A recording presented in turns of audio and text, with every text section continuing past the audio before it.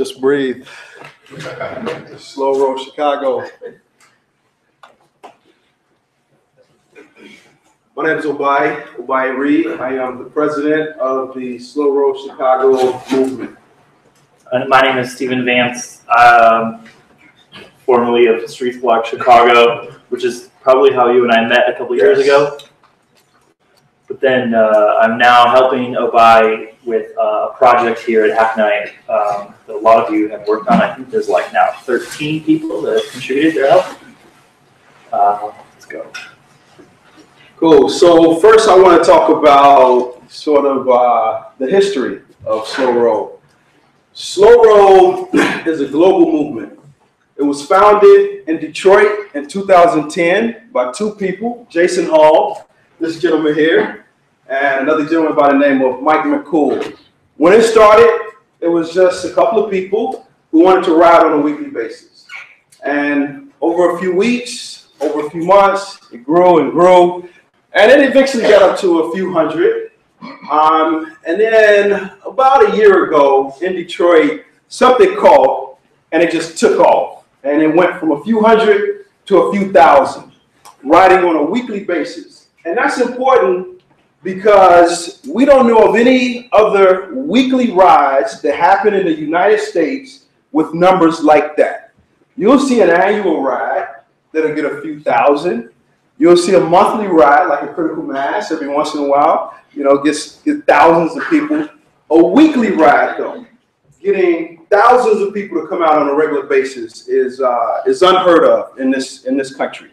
So the other thing that makes that so important is because it's Detroit.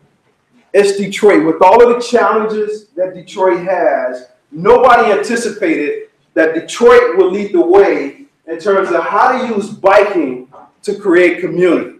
It was always, you know, West Coast cities, San Francisco, Portland, Seattle. Well, like a rose growing through concrete, Detroit gave birth to a movement that, you know, people around the world are now paying attention to, including us in Chicago.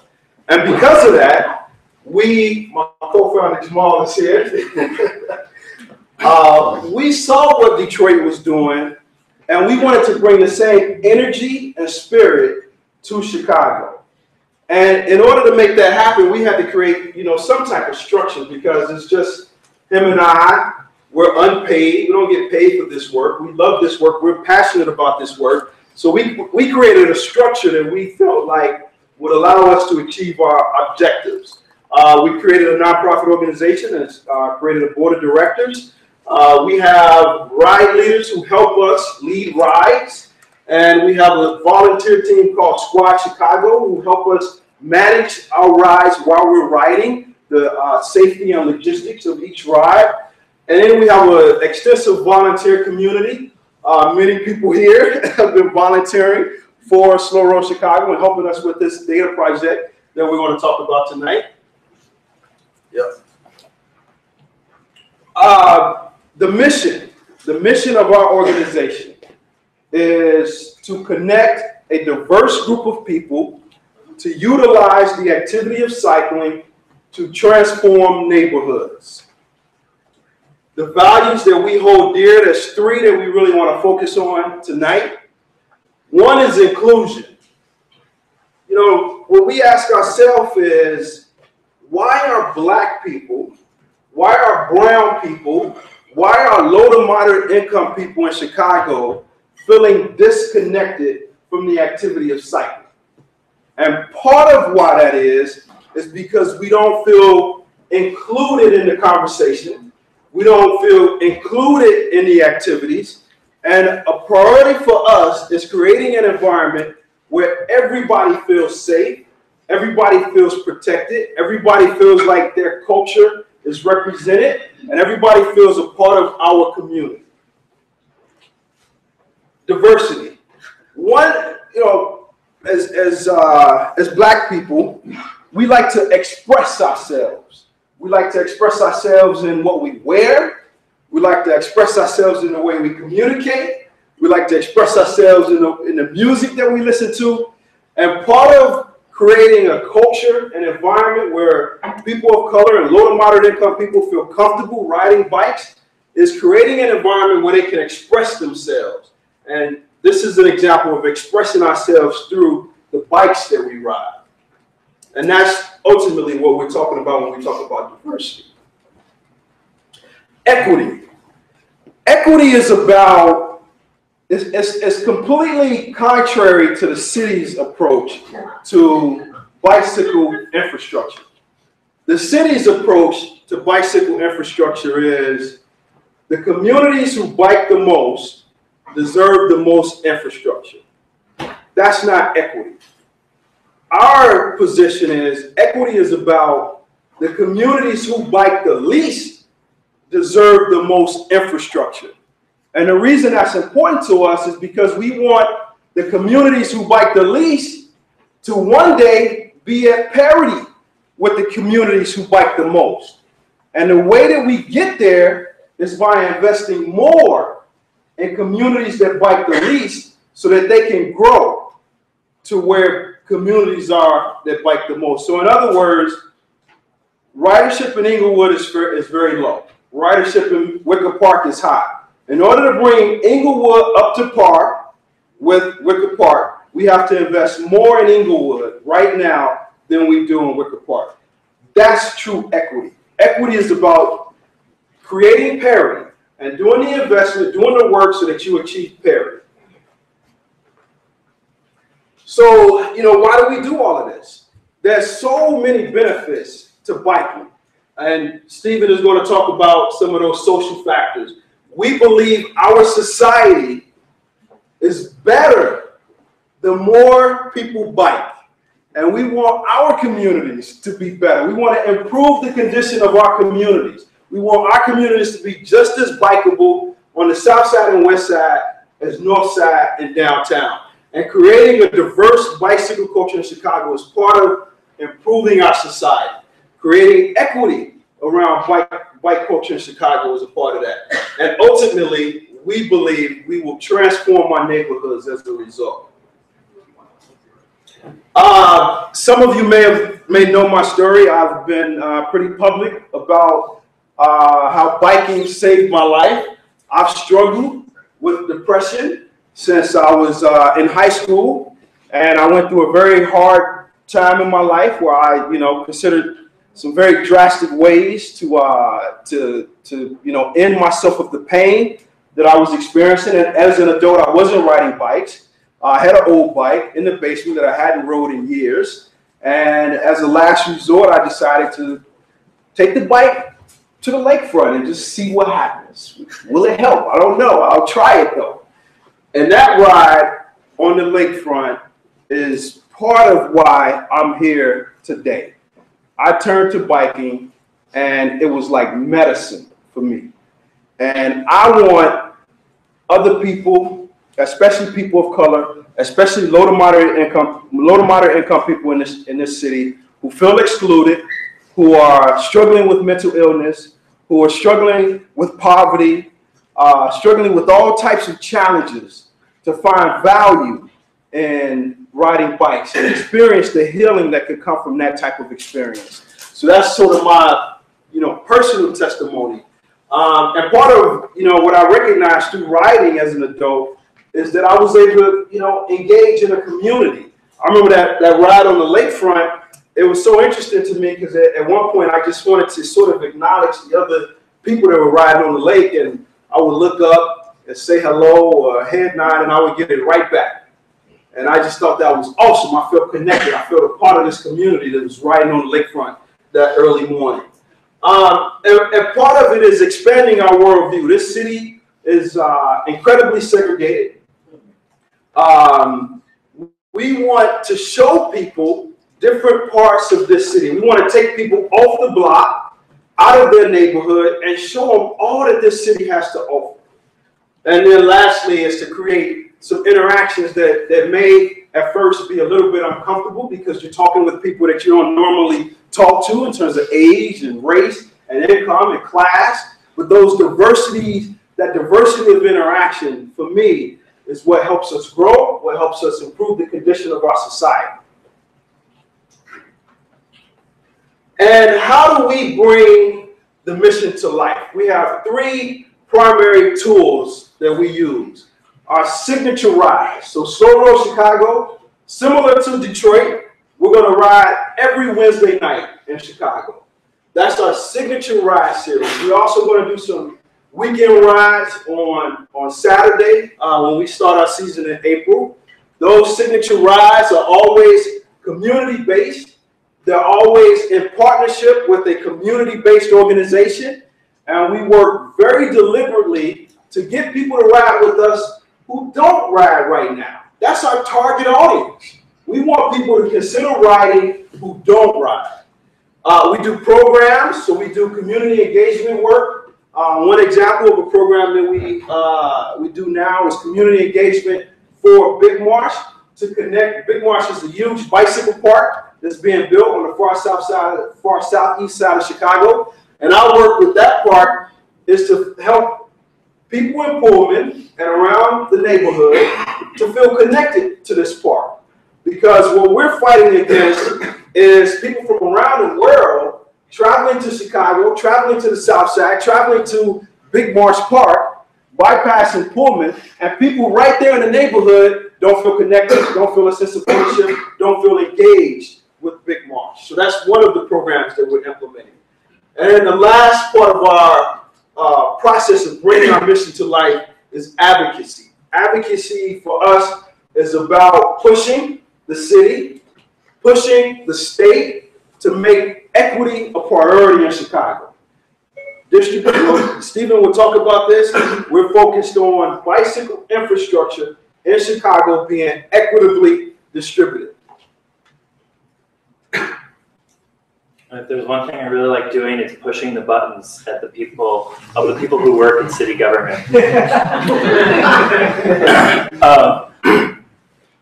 Anyone who's helped us so far, please stand up. I want to get like a full count of who's. So Eric, Martin, Adam, Gino, Bonnie. I think, yeah, Bonnie, you're in that picture. And I think we have several more who are not here tonight, but thank you for helping us get this far. We're going to show off what we've worked on. So we've had to collect a lot of data. So we're trying to build a tool to prove. So OBI has the hypothesis that the city has one way of looking at equity and distributing bike lanes, but there is another way. And we're building a tool that can like measure those different ways, measure the city's way and measure what we think is a better way. And right now I'm calling it the Bicycle Equity Index. So to get to the point where we got today, we got a map. Like that's all it does. All it does is it shows things on a map. We had to collect a lot of data, and so that's what we did for like the first 2 or 3 weeks. We collected way more data than the map actually shows because it's kind of you have to like debate what kind of data you want to show on the map, especially for the first time you got to show it. This is the first meeting, isn't it? Yes. Yeah. So OBI, like we've known each other for a couple of years. More than that. You wanted this tool to be built. Yes. And I said, well, you can't just show up at Hack Night and say, someone build my tool. And so I told him, you got to like come here and get to know people. Well, that's exactly what you do, what you did, and you're really good at that. And I wasn't there because I had mono at the time for 4 weeks straight.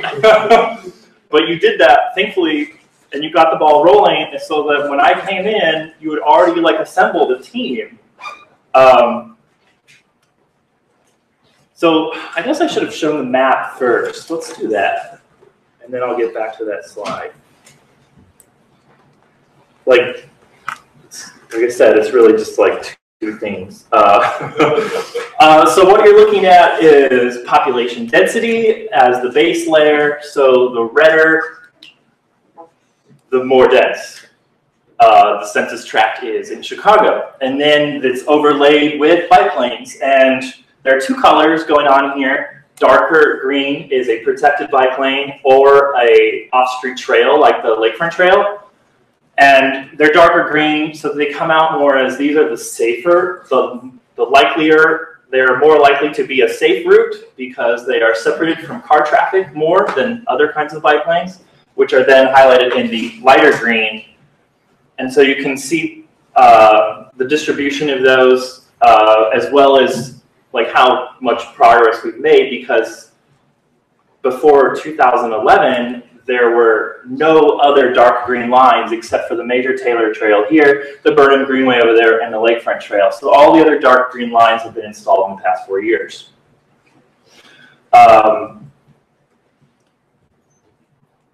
So now I'm going to bring back this slide. Okay, so that took a lot of work just to put that map together, because it's like us volunteering on Tuesday nights. And a bunch of people worked at home or during their own jobs, which is great, because then, like, whatever, you know, I'll let them debate with themselves if that was appropriate or not. So to build the tool, I'm going to need more help, and so like we're going to keep hacking today as well. And we're going to have to talk about how we organize ourselves and organize the next several months. I've got the 2 groups up there. I think one group is going to be an analytical group, because we have to look at these social factors and how bicycling is affected by them and affects them. And so there's been a lot of research, academic research, that we're going to have to start synthesizing. And then the other group is going to actually like do the programming and the map making, and part of that I want to start teaching some skills, because like I could make this tool like all by myself, but that would be the worst idea, because I wouldn't have a life anymore, and it would be everything that I want it to be, and that like as much as that makes sense for a single whatever. I'm not used to working in groups so much, which is why we got, I think, to spend a lot of time organizing ourselves. And so I want to teach GitHub, like you said, Martin. I want to teach Leaflet, HTML, JavaScript. I want to bring people up to like a common base level to show how this map got made and how we're going to make it better. And then also, which is the really hard part, and that's building the index itself. So I imagine it that you click on any point in this map, and it tells you the index, and that helps you understand the difference between this part of Chicago and another part of Chicago. So you would preferably click on 2 points if you were trying to investigate the difference between neighborhoods. And there's going to be a lot more, because Obai is pretty set on his approach of which started with a letter to the city asking them to basically prove that they were being equitable in their distribution. And I doubt we're going to get a response. So this is our response to them. And I think it would work well in other cities. What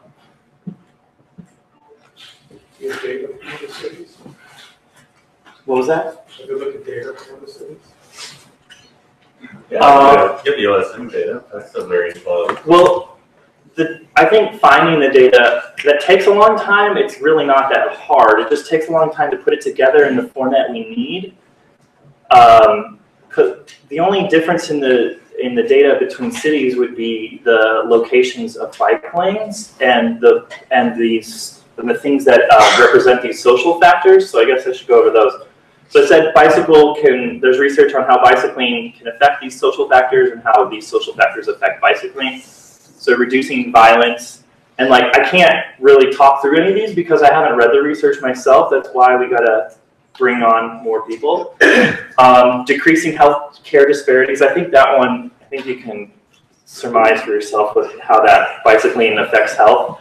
Attracting strong retail. That's where most of the research has been recently. How like after a bike lane was installed in a corridor that never had it, the retail sales improved a little bit. And one thing that I love hearing from these studies is that business owners overestimate how many people arrive by car. And they'll like there'll be a before survey, and like the business owners are like, oh, I'm pretty sure like 80% of my customers come in a car. It's really at that in a lot of where these cities have come in. I mean, where these studies have been done in these cities. Chicago hasn't really been a focus of any of these studies, and I think maybe our tool can help change that. And then increasing job creation. Again, I'm not so familiar with that. Definitely need your help. So yes, we'll be hacking afterwards in the cafeteria. If you saw the map and you're like, oh God, I can do better than that, please help us do better. You got any last words? No, we can open it up for questions. Okay. Forrest. I mean, so you showed us this map, you got a whole answer, like, what are your questions for us? Like, what is the feedback that you guys are looking for? Is a bicycle equity index, as I described it, the right way to measure the distribution of bike lanes in the city? But, I mean, so there's a lot of different ways, but it seems like, that seems like it's a kind of tactical question, right? So, okay, the policy aspect is that the city has a Bike 2015 plan. This is 2015. It should all be done by the end of the year. Okay. It was approved by the city council in 2006. It has two overarching goals. One is to decrease the number of injuries and fatalities by 50% from 2006 levels. The second is to increase the number of trips under 5 miles that are taken by bike to 5% from whatever the level it was. It's between 1 and 2 currently. So I don't know how we're going to get to 5 by the end of the year. So but the city is, we make a lot of plans here. And so after this one expires, I think we'll probably end up making another one. And I want to be ready for that policy also, or inform that policy with perhaps better goal making. Because at that time in 2006, they didn't know the answer, or they didn't know the baseline data for either of those goals. So that didn't make sense to make goals that you couldn't actually measure.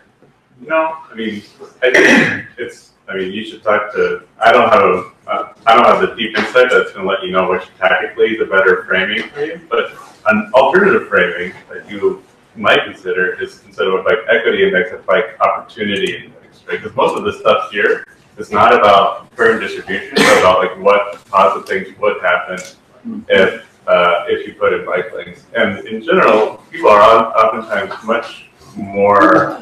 If you feel like about equity, this is not a great thing, but people like about equity, they think about like they put them in a frame of thinking about a zero sum game. And they're like, okay, well that means I want less for over here and over there. But if we talk about opportunity, it can oftentimes put people in a more friendly frame of mind, and they're saying like, okay, this is a growth orientation as opposed to a redistribution framework. We've actually talked about that. Eric actually suggested that we, as a part of the bike equity index, we look at what happens in a neighborhood when ridership numbers increase. Right. So we sort of try to, forecast. Does retail increase? Does violence decrease? Does, health disparities decrease? Those types of things. So that's an excellent suggestion, and it's a part of what we're exploring with the equity index. Jackie? The fourth bullet point, I would probably change that slightly to financial impact, not just job creation, but job accessibility, as well as the overall impact of like having an inexpensive form of transit where there are often neighborhoods that are not well served by buses and CTA in general. Sure. Steve? Yeah, your map showed bike lanes over population density. I think a stronger statement would be to put some financial data in there, economic health of the neighborhoods, and see where the bike lanes have been built in relation to the economics, or maybe take some other factors like literacy or racial distribution, yeah, I mean, you absolutely. look at census data, you can find any sort of, you can do any sort of cross tabulation that you desire, but you're trying to illustrate a very obvious point. Yeah. Illustrate it. Go for it. You said one of your goals was to be able to click on the map and show the index. Yeah. Is that Or an opportunity index or some other whatever measurement. the measure is? Is that at any point on that chart, or are you going to zone it in a way? I'm not from here, so I don't know how the zones in Chicago work, but in Seattle, we have districts and budgets that are allocated, votes, or petitions that are proposed are all based on districts. Right. And so when you go back to the city and you say, hey, this zone really needs attention. We do have city council districts, and everything we do will be able to be sorted or filtered by that district. Okay. Because another part of the policy problem is that the city, so you described it, the city installs bike lanes where people are already biking. It also installs bike lanes where the city councilor agrees to let it be installed. And so in many cases, the alderman doesn't agree, and so the bike lane doesn't get installed. So this tool could be used as a way for people who live in that district to come back to the alderman and insert themselves into that conversation. So there's like groups like CMAP and Active Transportation Alliance and Center for Neighborhood Technology. They all care about bike infrastructure. It's one of the things that we thought about. Why haven't they done this already, or why? Or are you just proposing a completely different way of thinking about it? CMAP just launched like this week this so-called opportunity index. Yeah, I saw that. Yeah. Okay, I haven't looked at it yet, but for us, when you said opportunity, you're like, oh right, CMAP kind of is doing They love making index. Right. Yeah. Well, that's the point of their existence. Yeah. There's a bike level of service index on that page too. Right. So And it's on the data hub, so I got it here. So you're going to walk us through it in 20 minutes. It seems like there's people who could help you do that sort of opportunity index calculation or whatever. That this is what they do. They do partnerships potentially. Back there, the purple shirt. Yes, I saw on the web that the Chicago Department of Transportation in 2009, they did a study. They put out these pneumatic tires that measure bike traffic and non-vehicle traffic at 26 points in the city. And they did collect, and the data was reported in the report in 2011, and it said it was supposed to be annual. I don't know if they repeated it. Yeah, this city has a bike count program that it conducts very few times a year in very few locations, and I wouldn't find it reliable for anything because of how infrequently it occurs. And it's like 4 hours a day, 16 times a year. Yeah, but it did show inequity from the south side to the north side, so. Right, they distribute it geographically, but not necessarily equitably. So that's often their thing, and it's like if we divide the city into 3 parts, south, west, and north, do we have an equal number of bike lanes in each? Per person currently riding. Right, but it seems that. But I don't even think it goes that far. Right. What did you say? The data supports the points you're trying to make. Right, and it's an issue of collecting all that and rewriting it so it's understandable in a simple tool. And I would invite you to come with us. Yeah. Well, maybe one more question. And then we can Hi, I think the rides sound really great, and I wondered how you can build more on the enthusiasm of those rides too, because that's a big testament. If you the interest and the energy, the more you get these groups involved, beyond the pictures are great, like a picture of the group, but I wonder if there are more ways that you can, like you say, you partner with organizations, or if there's a way to say, 50 people or profiles or anything to like make your point that you're trying to build the energy. And also, how did Detroit do that? They must have publicized it somehow, or eventually you just see 1,000 people going past every weekend. So. Right, and you want to join in. Yeah. So this is something that we think very deeply about because, again, our target audience is people who don't ride. So how do we inspire them to look at bikes in a brand new way? The pictures and videos is an important part of that.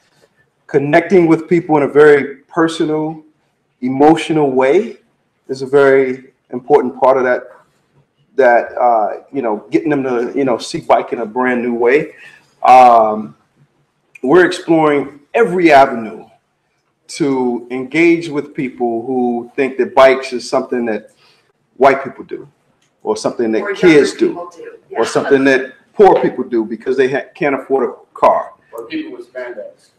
Spandex people riding over the fronts. So, and you know, let's not underestimate the power of working with community-based organizations. Yeah. You know, because they're in these communities, they're working with people. They're already organizing groups. Yes, yes. So when we get there for a ride, because we've been working with them, you know, for months in some cases to plan a ride, and there's community engagement, there's, you know, participation in the planning process. You have a level of ownership in our rides that is very important for people to feel included in the process. How'd you get Ron down there? That picture? Yeah. Well, that was, we went to an announcement that the governor and the mayor were both at. They did an announcement for Lake Calumet, announcing public access to Lake Calumet near Pullman. And a few of us, about 10 of us, came riding up on our bicycles to this announcement, and all these people walking around with suits and ties on, and, you know, all dressed up, and they see, you know, a diverse group of people riding on bicycles. And I think Rob just looked at us and said, "What the heck is going on?" And they had to come and talk to us. He came and talked to us because the governor came and talked to us. That's what happened. But, you know, if I could add, you know, it is a very transformative experience, and there have been a lot of people that have come from a lot of different areas as far as Deerfield and Lake Forest and have ridden with us. And so, you know, what we've done is we've started, you know, actually creating a huge community by connecting people from various communities. We're bringing a lot of folks into neighborhoods. Some, we had people that hadn't been back to Roseland, and they grew up in Roseland, but they hadn't been there in 40 years. And to come back to the neighborhood and see that, you know, I can still ride through the neighborhood that I grew up in, and I don't need a bulletproof vehicle and a flak jacket, you know, and I could actually patronize some establishments in this neighborhood, so I can get off the expressway and feel safe, you know. So it is a very transformative experience for those that come from other areas, and they see that, you know, the narrative that's projected in the media is a false narrative, and there are some wonderful, beautiful areas in the city of Chicago that I never see because I believe in this false narrative, you know. Excuse me. All right, well, that was awesome. I think maybe we'll take the more questions into the breakout group, but thank you again, Stephen.